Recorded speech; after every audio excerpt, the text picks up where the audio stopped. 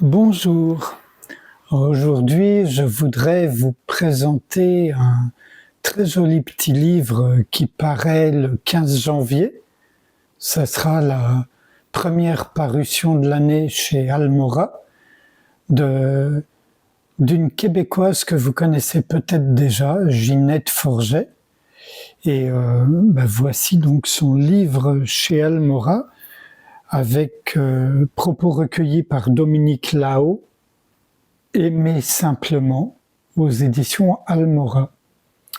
La 4e de couve, Ginette Forget, figure inspirante de la spiritualité vivante au Québec et en France, propose une approche simple et dépouillée de la non-dualité. Elle nomme la réalité ultime ça, ce qui est, ce qui ne change pas et surtout ce qui aime.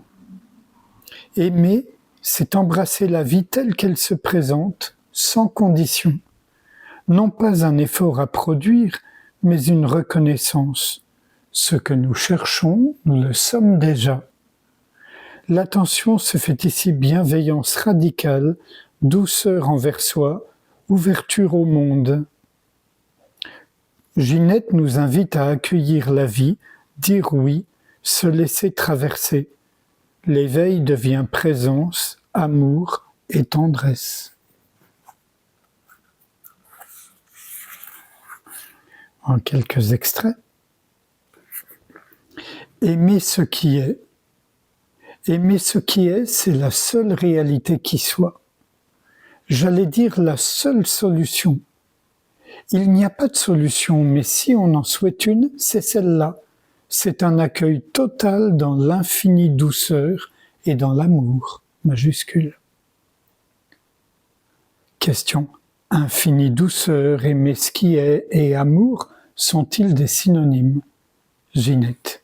Oui, l'infinie douceur est une forme d'expression de l'amour. Quand j'aime ce qui est, même si je suis fatigué, bouleversé, triste ou dans la joie, même si j'ai mal au corps, tout est bienvenu. C'est un grand oui majuscule. Dire oui à ce qui est, non pas de manière conditionnée dans un positivisme exagéré, mais dans une tranquillité absolue. C'est accueillir tout ce que la vie présente. Quand je dis aimer ce qui est, pour une raison que j'ignore, les gens pensent qu'ils doivent être bien, se sentir positifs, voir les choses autrement que ce qu'elles sont. Non, ce n'est pas ça. Les choses n'ont pas à être différentes de ce qu'elles sont. Et aimer ce qui est, ce n'est ni être fataliste ni se résigner. Aimer ce qui est, c'est la liberté.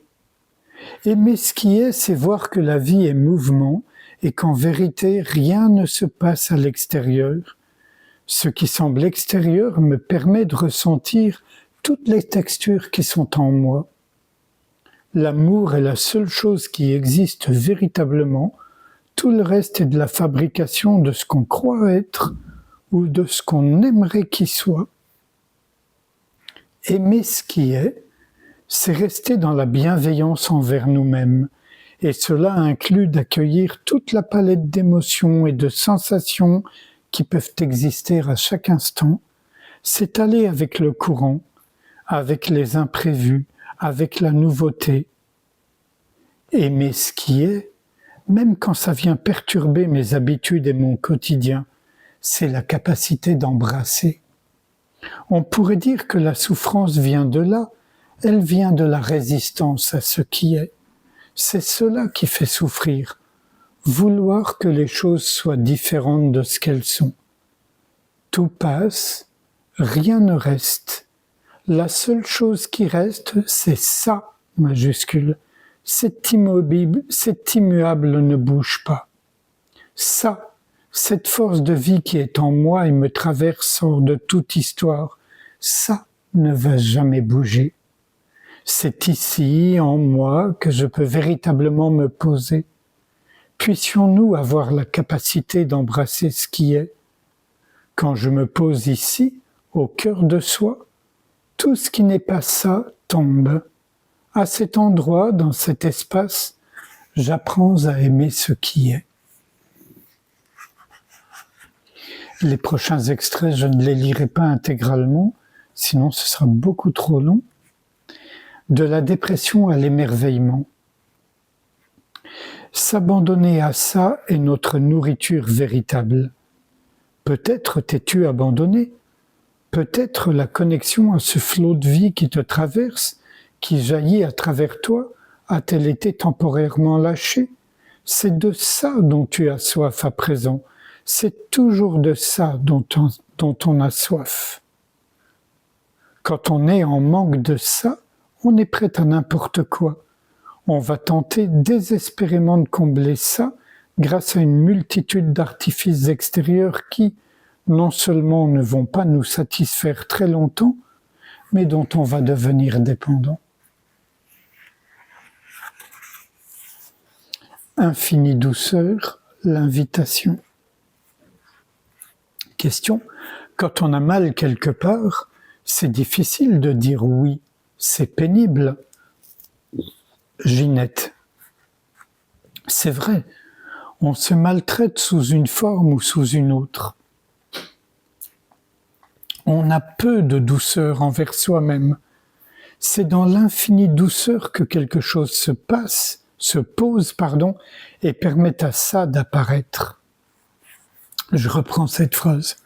C'est dans l'infinie douceur que quelque chose se pose et permet à ça d'apparaître.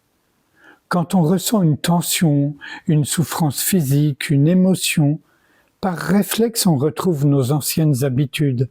Chercher une solution tout organisée, se culpabiliser, se juger. Cela ajoute au mal-être et crée encore plus de tension. On n'a pas besoin de faire ça. C'est tellement important de se laisser être baigné dans l'infinie douceur, de la goûter, la poser en soi, l'installer de façon à y avoir accès très facilement. Mais on est tellement préoccupé par d'autres choses. On a l'impression qu'on est doux, cependant il y a une véritable maltraitance, des jugements, des exigences si dures qu'on tombe dans le perfectionnisme. Quand on fait ça, on manque de respect envers soi.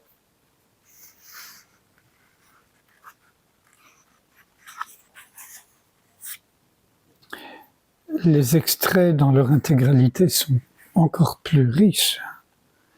L'amour encore et encore. Question, si on parlait d'amour, Ginette, oui, c'est mon sujet préféré. J'aime parler d'amour. En même temps, je voudrais préciser que nous sommes coincés dans nos perceptions de ce qu'on croit être l'amour. Si on revoyait nos concepts, nos idées, toutes nos croyances sur la façon dont l'amour devrait se manifester et s'exprimer, l'idée qu'on se fait de l'amour, de ça, de la vie en général, est un concept à partir duquel on établit des règles. On crée donc un historique de ce que ça devrait être. C'est fascinant car c'est différent pour chaque être humain. Tout est vu de manière différente pour chacun. Tout est perçu selon ce qu'on a expérimenté dans nos vies, notre éducation, le pays dans lequel on se trouve, nos croyances religieuses aussi.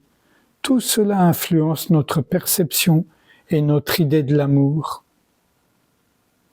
Les situations, les personnes extérieures sont là pour nous faire sentir tout ce qui vit en nous. Je vous laisse découvrir la suite.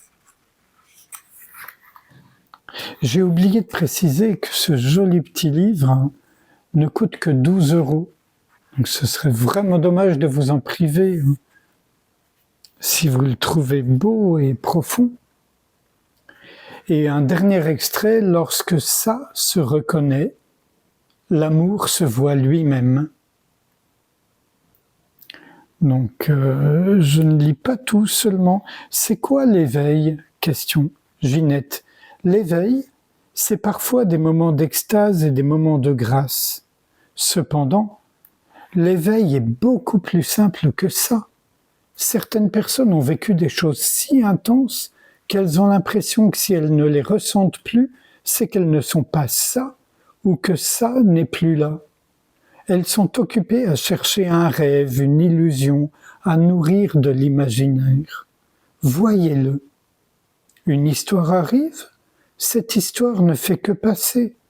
La beauté, ici, maintenant, est de se déposer enfin et dire « je me rends ». On imagine l'éveil comme quelque chose de surréaliste. Ce n'est pas ça. L'éveil, c'est la vie de tous les jours, la beauté, la simplicité des échanges. C'est goûter ce qui est présent, être là en soi et prendre soin de soi. C'est tout. L'éveil, c'est quand on laisse tomber l'idée et l'illusion de ce qu'on croyait que c'était. Pour moi, on est tous éveillés. On est tous déjà ça. L'éveil, c'est la lucidité, la maturité, la simplicité de voir que ce qui est là, tel que c'est, est parfait puisque c'est ce qui est.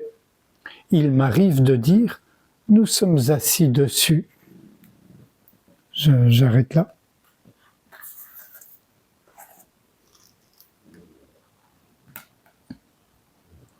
Sans réfléchir à ce qui vient d'être lu,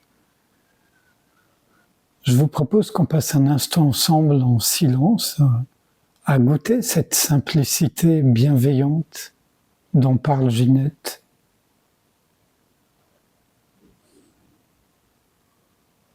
À tout laisser aller et venir sans chercher ni à s'y accrocher, ni à l'enlever, à l'écarter. Simplement être là.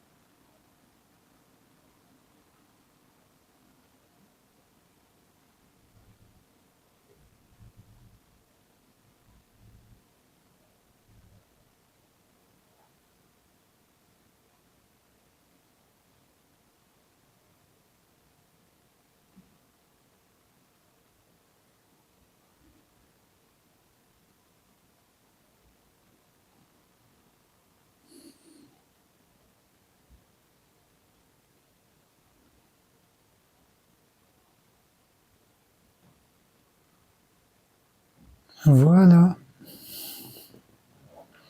Je vous remercie. À bientôt.